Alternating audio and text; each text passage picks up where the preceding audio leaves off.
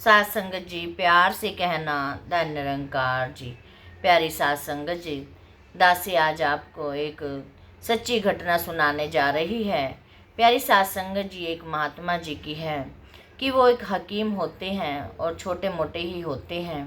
प्यारी सात संगत जी वो कैसे विश्वास के साथ अपना घर, अपना सारा कुछ ही इतना अच्छा कर लेते हैं। प्यारी सात संगत जी, विश्वास में बहुत ताकत है। प्यारी सात संगत जी, ऐसे ही एक महात्मा जी बाहर कहीं गांव में रहते थे।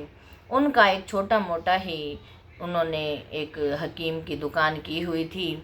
तो प्यारी सात संगत जी ऐसे ही वो हर रोज़ अपनी दुकान पर जाते।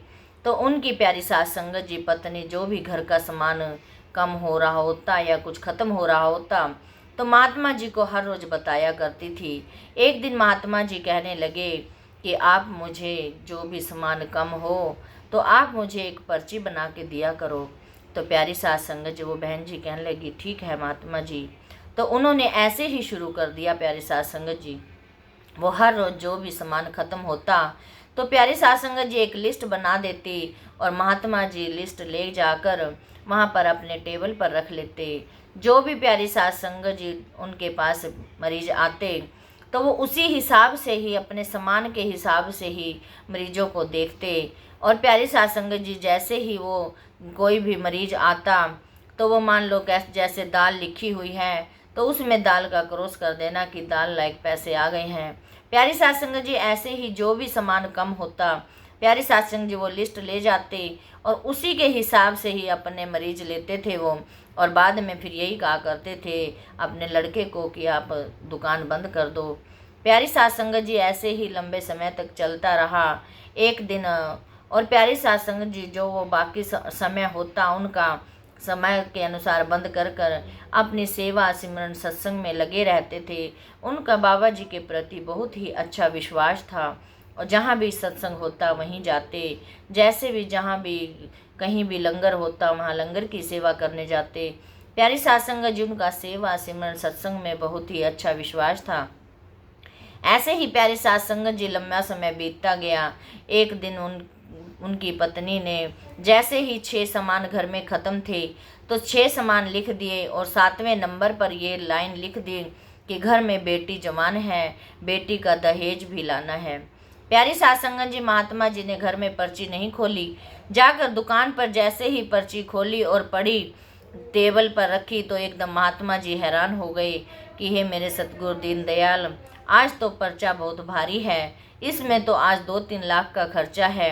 जानने वाला करने वाला आप ही हो, जैसा आपको अच्छा लगेगा वही करना, मैं कौन करने वाला होता हूँ। प्यारी सात संगत जी यही बोलकर उन्होंने पर्ची टेबल पर रख दी। जो सामान घर के ख़त्म थे प्यारी सात संगत जी उसी के मुताबिक उन्होंने वो क्रॉस का निशान करते चले गए। जब 7वें नंबर की बारी आई तो प्यारी सात संगत जी उस पर लिख दिया कि ये तो निरंकार आपका ही काम है, मेरे सतगुरु आपका ही काम है, आपने ही संभालना है, मुझे तो कुछ नहीं पता, आप ही अपने आप जानने वाले हो, आपने करना है जो भी करना है। प्यारी सात संगत जी यही लिखकर महात्मा जी ने हाथ जोड़ दिए और प्यारी सात संगत जी जैसे ही चेयर से उठने लगे तो महात्मा जी की दुकान के आगे एक गाड़ी आकर रुकी और प्यारी सात संगत जी देखते ही देखते गाड़ी वाले जो एक हस्बैंड वाइफ थे तो प्यारी सात संगत जी वो अंदर आ गए और महात्मा जी से कहने लगे कि महात्मा जी आपने हमें पहचान लिया क्या। तो महात्मा जी ने हाथ जोड़े, कहने लगे कि दास ने तो नहीं पहचाना। तो वो प्यारी सात संगत जी जो हस्बैंड वाइफ थे तो उन्होंने अपना एक परिचय दिया। तो कहने लगे कि आपके रूल के हिसाब से तो हम 15 साल पहले आपकी यहाँ पर दुकान पर आए थे और आपका जो ये सामान वाला रूल है, आपका वो सामान के लिए पैसे इकट्ठे हो चुके थे तो हम आपके पास आए थे। तो हमने आपको कहा था कि हमारे घर औलाद नहीं है और हमें दवाई चाहिए, लेकिन प्यारी सात संगत जी की आपने हमें मना कर दिया था कि मेरा तो टाइम पूरा हो चुका है, मैंने तो दुकान बंद करनी है, अब मैं पूरे पैसे होने के बावजूद मैं किसी को दवाई नहीं देता, अब आपको कल आना पड़ेगा। लेकिन प्यारी सात संगत जी हमें उसी दिन ही बाहर जाना था तो हम आपके पड़ोसी को लेकर आए उनकी सिफारिश लगवाई तो उन्होंने आपको कहा कि इनको बाहर जाना है तो आप इनको ज़रूर दवाई दे दो। लेकिन प्यारी साध संगत जी, आपने हमें दवाई तो दे दी लेकिन पैसे नहीं लिए, क्योंकि आपके पैसे रूल के आप पक्के थे। तो प्यारी साध संगत जी वो कहने लगे कि हम दवाई लेकर बाहर उसी दिन चले गए। आपने हमें 15 गोली दी थी, तो कहने लगे कि आप ये 15 गोली खा लोगे तो आपके घर संतान प्राप्ति जरूर होगी। लेकिन प्यारी साध संगत जी वो कहने लगे कि हमने तो अभी 5 ही गोली खाई थी, तो मेरी मिसेज प्रेग्नेंट हो गई और प्यारी साध संगत जी हमारे घर एक अच्छा बेटा पैदा हुआ।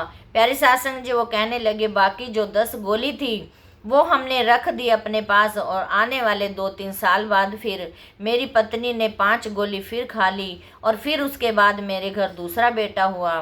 फिर ऐसे ही वो 5 गोली जो बची थी तो वो भी हमने रख दी और 2-3 साल बाद फिर वो खा ली, तो अब वो मेरे घर तीसरा बेटा पैदा हुआ। तो प्यारी साध संगत जी वो कहने लगे कि हमारे पर तो आपका कर्ज था, हमने तो आपके पैसे देने थे, क्योंकि आपने हमसे तो दवाई के पैसे नहीं देने थे। हमारा तो एक एक दिन यही रोम रोम कह रहा था कि उन महात्मा जी के पैसे ज़रूर देने हैं, जिनके उससे उपकार से हमारे घर 3 बेटों ने जन्म लिया है। तो प्यारी साध संगत जी वो फिर कहने लगे कि मैंने अपनी मिसेज को कहा कि डॉक्टर साहब तो पैसे नहीं लेंगे, क्योंकि वो तो रूल के पक्के हैं।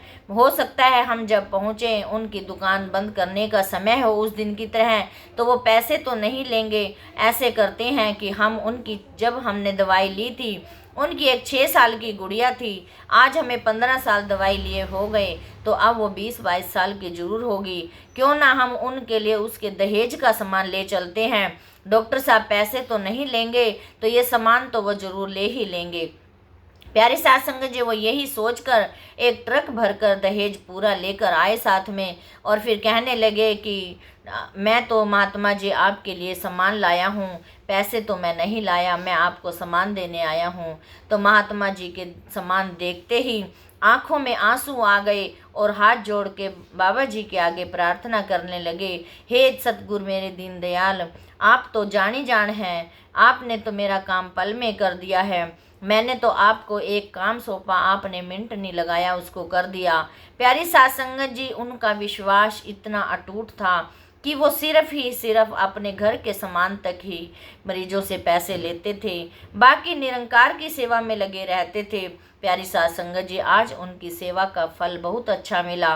प्यारी साध संगत जी एक विश्वास के साथ ही हम सब कुछ जीत सकते हैं। आओ साध संगत जी, दासी भी ये बोलती ना रह जाए, दासी भी इन्हीं कर्मों पर चल सके। प्यारी साध संगत जी हमें ऐसे महात्माओं से सीख मिलती है, हम ऐसे महात्माओं के सुनने से प्यारी साध संगत जी हमें विश्वास बना रहता है। प्यारी साध संगत जी हम भी ये विश्वास बना पाएँ, जैसे उन महात्मा जी का बाबा जी के लिए इतना विश्वास था कि उन्होंने अपना सारा कुछ ही बाबा जी पर छोड़ रखा था। आओ साध संगत जी हम भी ऐसा ही विश्वास बना पाएँ और सेवा सिमरन सत्संग कर पाएँ। प्यारी साध संगत जी दासी भी बोलती ही ना रह जाए, दासी भी बाबा जी के कहे वचनों पर चलती रहे और सेवा सिमरन सत्संग करती रहे। साध संगत जी दासी के इस चैनल को सब्सक्राइब जरूर करना। प्यारी साध संगत जी आप एक सब्सक्राइब प्यारी साध संगत जी दासी को आशीर्वाद देगा, दासी आपके साथ जुड़ी रहेगी। साध संगत जी प्यार से कहना, धन निरंकार जी।